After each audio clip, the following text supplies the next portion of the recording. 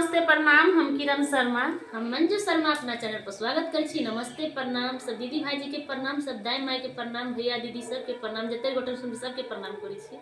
और हम दोनों देवरानी जेठानी बहुत प्यारा से बहुत दर्दनाक बेटी विवाह गीत बनावे जा रहा है। अहाँ सब जरूर सुनब और कमेंट करके जरूर बताएं। बहुत सुंदर से गीत है और गीत के अहाँ सब लास्ट तक सुनब और कमेंट करके जरूर बताएं किनका सबके गीत पसंद पड़ल।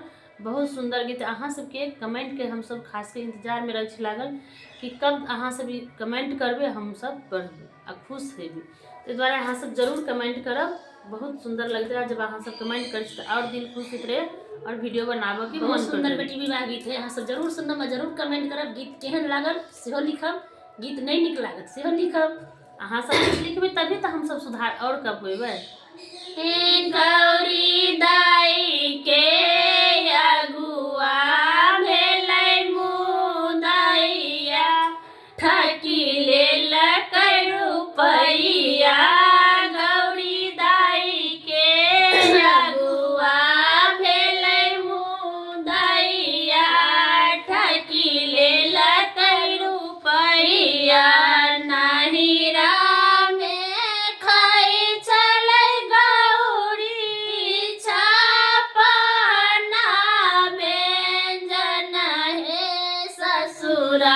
सूखल चूरा, नाहिरा में खाई चलै गौरी छापना व्यंजन है। ससुरा में सूखल चूरा, कोना का करतै गौरी गुजारा।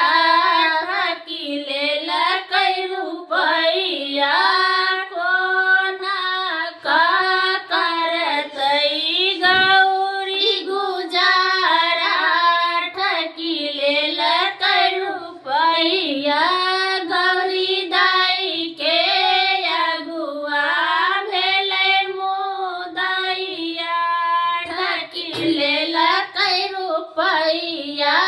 गौरी दाई के अगुआ भेलै मुदैया, ठकी लेल रुपैया।